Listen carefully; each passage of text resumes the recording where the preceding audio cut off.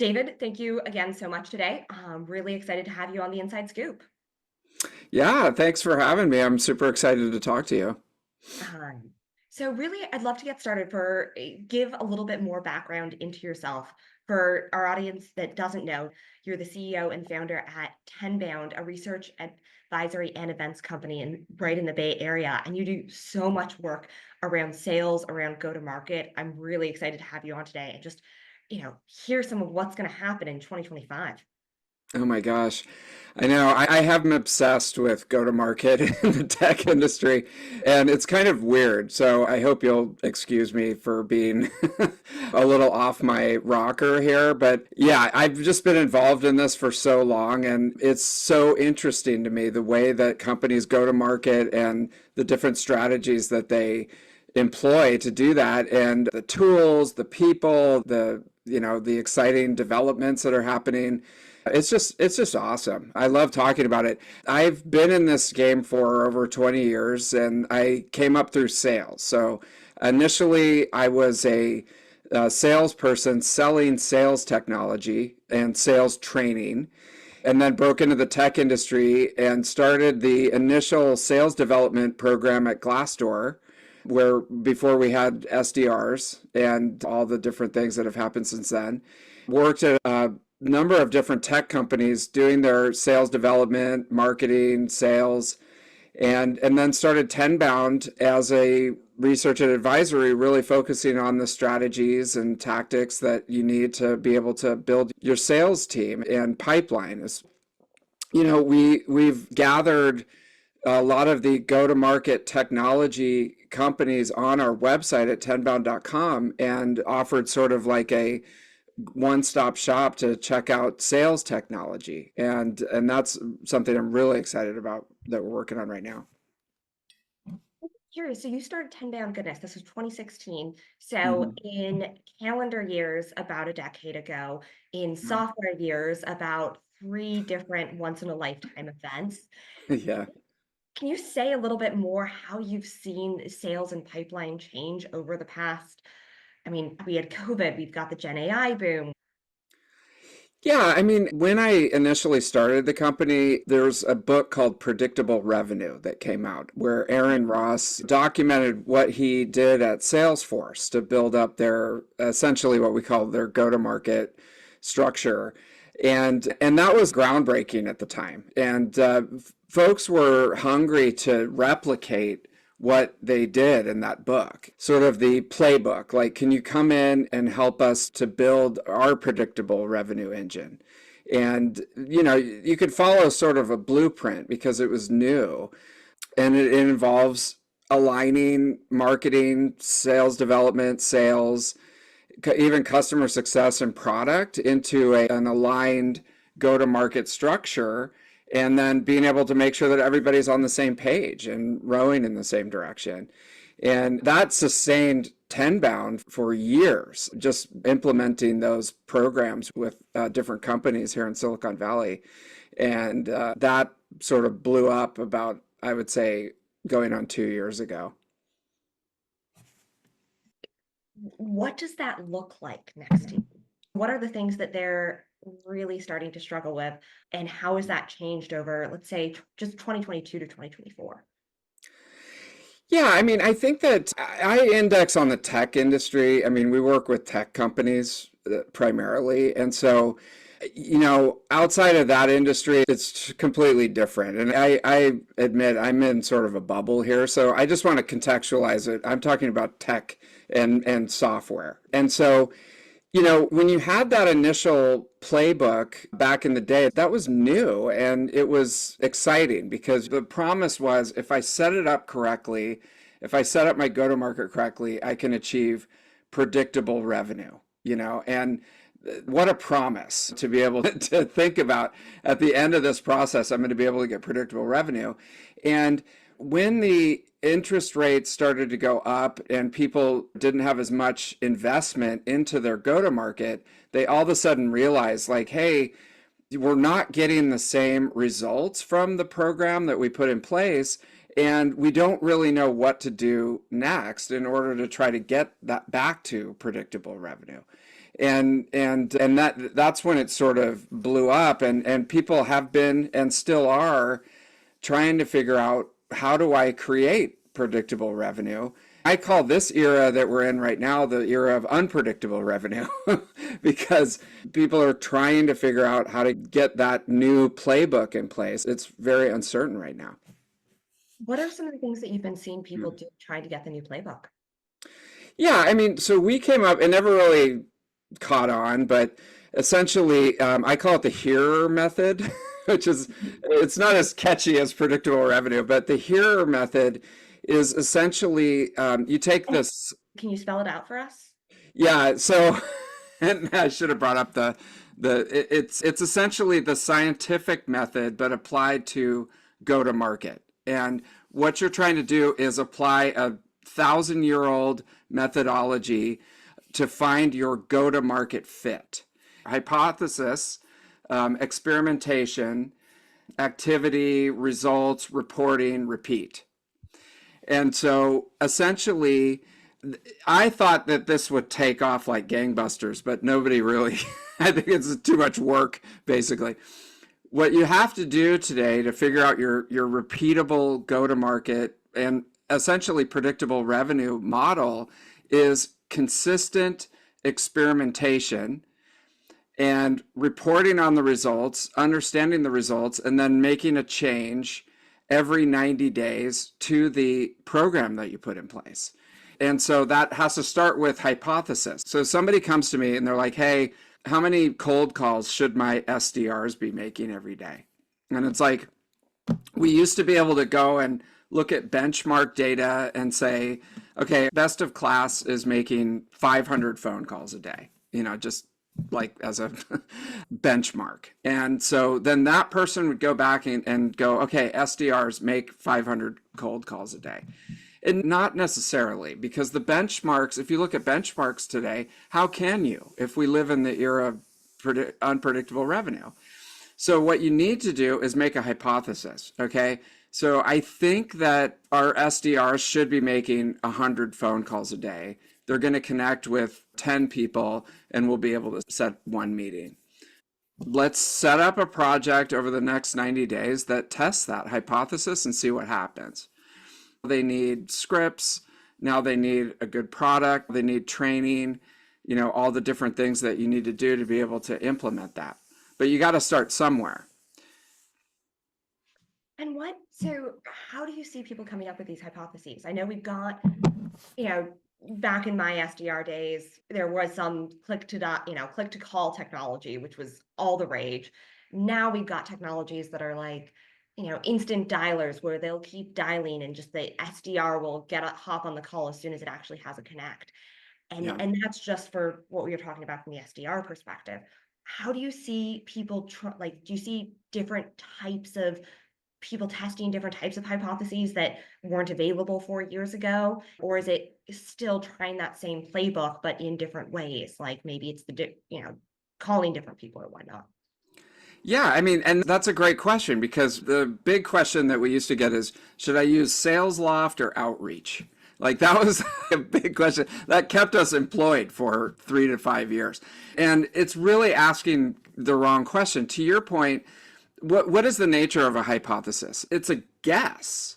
You don't know for sure what is going to happen, especially if you're a new company that just got some funding and you're shaky on your product market fit. You're not really sure, where we are going to hit or miss.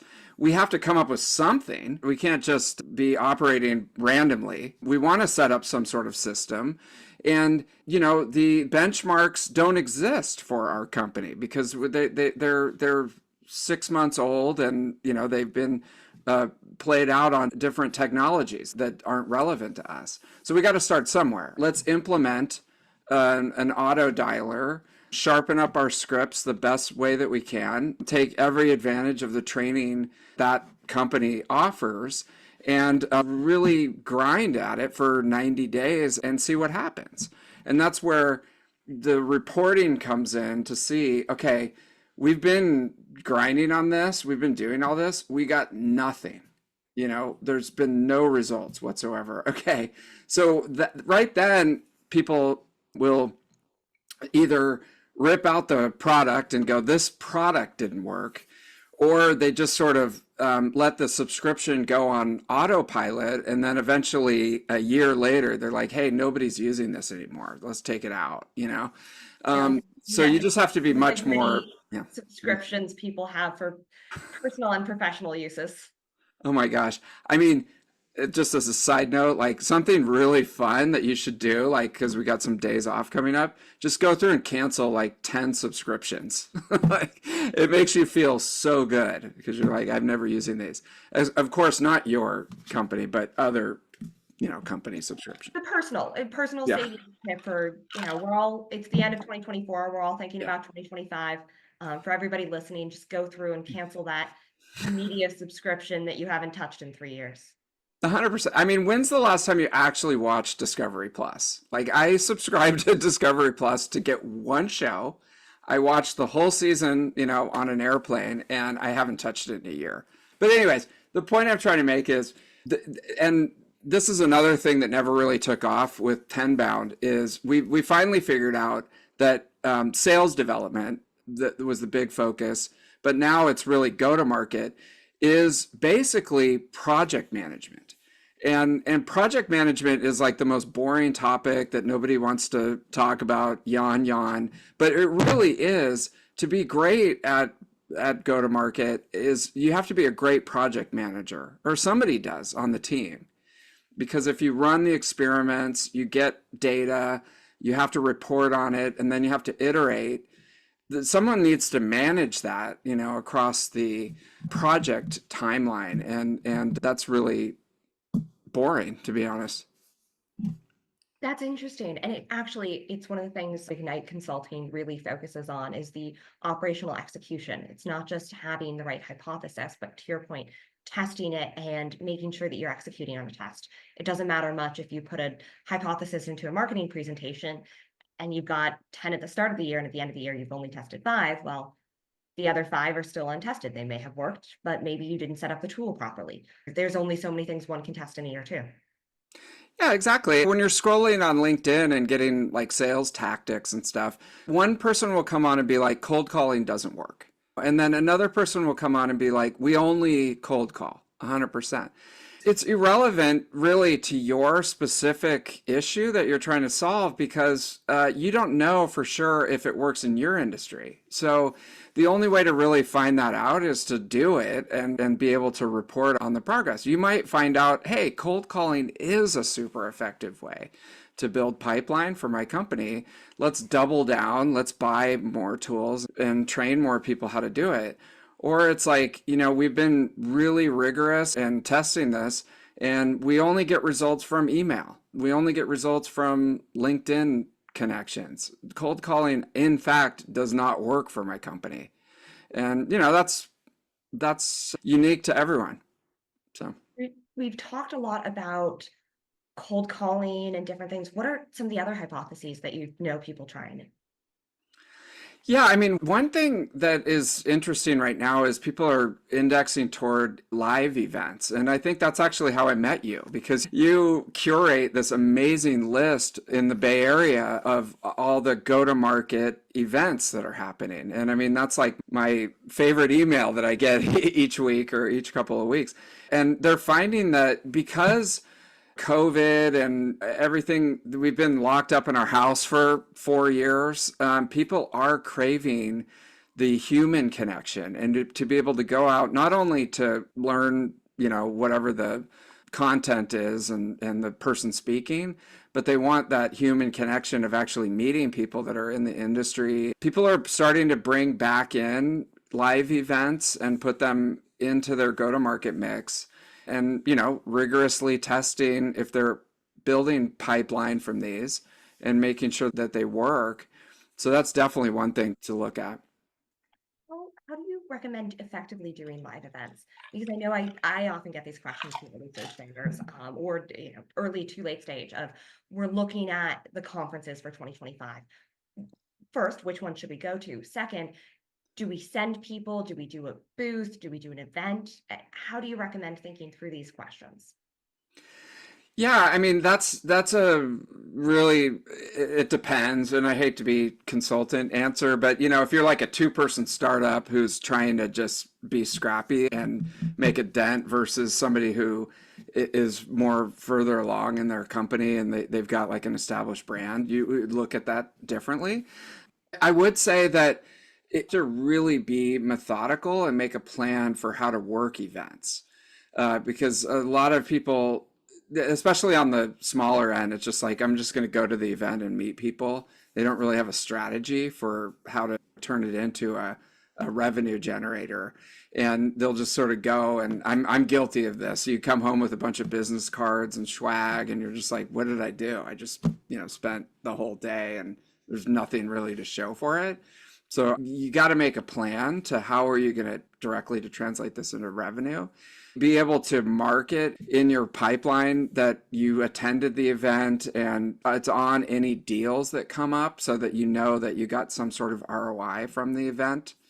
That's pretty basic. And, making sure that you can go back and look at it the next year and go, okay, we're definitely going to be at this event and maybe even consider sponsoring it because it produced a lot of pipeline for us. And then I think at a certain level, events are a specialty, and you might even want to have somebody whose part of their job is to think about events and bring it in as part of the core strategy for your go-to-market. Someone who's an expert on attending, running events to make sure that you're getting the most value out of those. I know at one of my previous companies, we had somebody specifically in charge of events and event marketing. Yeah, it's a big deal. I mean, events are different than, obviously like digital marketing and sales development and all that stuff. They really bring it all together. And you need to be a good project manager to get the most value out of attending them and hitting the right ones and knowing what to do. People don't think through events strategically enough, and they end up just spinning your wheels and not getting a verifiable business result from investing in them. And there's just a lot of slack in the system, I would say. Mm-hmm. That's one thing that has come up a couple times during this conversation is execution. You call it product, or we're talking about it in a couple different ways, whether it's project management, or just really making sure. Is there a reason that you're bringing that up more now versus say 5 years ago? Do you see companies tossing a lot of ideas out and just saying that these are failed hypotheses when really what the issue is it's not a failed hypothesis, it's just not properly tested? Is that, Yeah. or am I drawing threads together that might not be appropriate? Yeah, I mean, if you look at the way that go-to-market teams are set up, it's still very siloed, and it's still like an organization structure from back in the industrial age, where you've got marketing, you have sales development, you have sales, you have customer success, and they're running parallel versus really aligning into a go-to-market team. It's a sophisticated way to look at it. In practice, in reality, if you go into companies and you look at it, marketing is running their own programs, SDRs are doing their own thing, sales is sales, customer success never talks to anybody and pipes in the information that they're gathering from the actual customers, which is the most important part of the business, and putting it into the whole mix. It's very siloed. And so if you think about it, there's going to be gaps in the production of pipeline and revenue because people aren't talking to each other and they're dropping the ball and they're not in alignment. And it's really, really hard to do that. And you have to be able to get people together in a room that have a dotted line structure so they don't really report to each other and their compensation plans might be misaligned and they have to work together. And that's really hard. There's a great book that came out by the folks that do this at Snowflake. Please. Yeah, what's Busting Silos? It's called Busting Silos. Snowflake is a big successful company with tons of money flowing in and out of it, but they have actually laid out how to drive go-to-market alignment that could be applicable to a company with 2 people or 5,000. They've really nailed how to draw this alignment. Yeah, no, it's exactly Yeah. what we're talking about Yeah. around how what is going on with execution, because I Yeah. know, I mean, I'm in so many conversations where people are testing so many different things and asking me what's worked. And sometimes when I'm talking to people, the tests are great, but the execution is, you can struggle on that. It's Yeah, definitely. I mean, we all do it. I have like 75 tabs open on my Chrome extension or whatever, David, I right? am not going to tell you, but I do know the limit for how many tabs you can have open on an iPhone.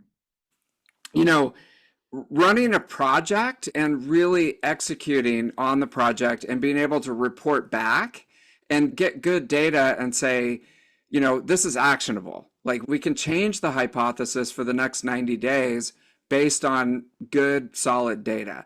Like that sounds so simple, but really it's somebody has to do it and take ownership of the sort of like the meta layer of the go to market structure, and not a lot of companies do that or even know about it. And so they just sort of get tied into like, oh, should I buy Orem or Nooks? I don't know where to even start. So, Yeah. So we've talked a lot about the future and touched on this. We haven't said the two-letter abbreviation that's all the buzz, but where do you oh, see AI playing into this? oh my gosh. No, I AI, had to go there. I know. You can't, like, it's funny because I drove my son into the city today and like every billboard was promoting AI, and it ties into that question because he was just like, it's applicable to anything. I don't know what 90% of these billboards are even talking about. They're just threw AI onto whatever, and now it's AI. So, anyways, I think the promise of AI is being able to take a non-technical person and get what they need out of their head onto the computer and have the AI figure out how to make that happen. So, for example, I've been struggling. I need help. If anybody on the call can help me with this, I have like 4 or 5 different systems. One is a CRM, one is a sales engagement platform, one is the back end of my website that has a ton of data. And I want to weave all these systems together in a logical way to wring as much value out of the investments that I've made into those systems. And I would like to be able to talk to AI and say, just do this, okay? Da, da, da, da, da, da, da, bring it all together. And here's the end result that I want. David, I Yeah. have to tell the audience that you are not a plant, but we did recently release an AI feature that does help you do that. Oh my gosh. Just take my money. Here. What's your Venmo? We're Yes. we're we're not using Venmo at the corporate level. We're using we'll probably IPO next to your company, Stripe. Okay. I won't hold it against you. No, this is what I'm talking about. So this is what's so exciting about AI, not only for go to market and our world that we live in, but for every sort of computer, laptop class type of person. They have ideas in their head about how they want to piece together the various systems and to create an end result. And right now, from what I've used, it's very, very difficult to do that for a non-technical person. And there's a lot of us out there who are trying to achieve things with their computer systems, and they're not engineers. So, yeah, that's a use case that I see coming. It's already happening right now. There's companies like yours that are developing that ability, and I'm here for it. AI and data separate. There's a lot of complications with AI and data, and a lot of things that can be done, and a lot of things that have to be done correctly. Yeah. Because I mean, aside from the whole hallucination issue, which hopefully you're not hallucinating deals, that would It's probably not what your VP wants to hear. Another issue with data and AI is just real it's definitions. Same age-old issues that we've had pretty much since the first BI system got implemented. And you're saying, what is a customer? Hmm. Yeah, I saw there was, I don't know if anybody knows 60 Minutes. There's still this thing called 60 Minutes. And like Meta had subcontracted with this company in Kenya. And all that they did all day was say, okay, this is a phone, this is a cup, like just applying human verified definitions to data to be able to feed it into the AI. And so we live in a crazy world right now that's amazing for the potential that it has. One thing I wanted to mention, someone who really has gotten this is Henry Schuck at Zoom Info, bringing it back to the go-to-market conversation.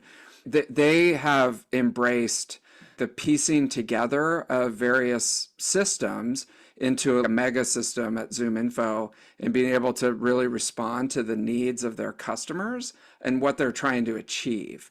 And so I would not count out Zoom Info. They're really doing a good job of applying AI to go to market stuff. That's a really good point of people do Yeah. tend to we assume a lot of the innovation is going to come from the little companies because that is one of the methods of innovation typically, but it really helps to have a lot of money in companies like Zoom Info and such. If you can make just so much more of an impact. Yeah. And one more quick thing about that is for a while, like the last couple of years, I've been saying if you're a newer company, before you hire SDRs or even a salesperson, get one good revenue operations person in there. Start with revenue operations. You can call it sales ops, marketing ops, there's like a bunch of different names for it, but you essentially want to create the system and have a good map of the revenue creation system mapped out and organized and ready to go. And then you start adding people and AI into that system. And nobody, again, never really took off, but it's my 2 cents. Get the systems ironed out first and then start adding people in. What most companies do is it's like, hey, we got some funding, let's hire a salesperson because I'm a founder, I don't want to do sales anymore. Then they hire some salespeople. They don't have anything to do all day, so let's hire a couple of SDRs. You guys fill in the calendar for them. And it's just this chock-a-block system. What I'm hearing is build the plane, then fly it. Mhm. Well said. David, any final thoughts you want to leave the audience with for 2025? Things that either you're predicting or things that you're looking forward to seeing what happens?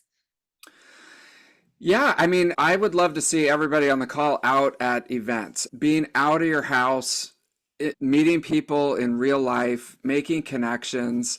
This is what it's all about. You can only do so much behind your computer from your laptop, like pressing buttons. Eventually, you got to get out and meet people. That's how I met you. And now we're doing this and we're building our businesses together. I'm super excited about events. Be conscious of the ROI, make sure that they're paying for themselves and you're building pipeline. For me, events are where it's at. Awesome. Yeah. Well, thank you, everybody on the audience. If you're in the Bay Area and looking for events, you know where to find me, Janet Gehrmann. And aside from that, there's so many amazing events and amazing communities out there, whether it's Pavilion, Rev Genius, Modern Sales Pro. If I start listing them all, I'm going to forget some. So ping me for a full list and I'll work on it. But David, thank you again so much for your time and insights today. Thank you. Awesome.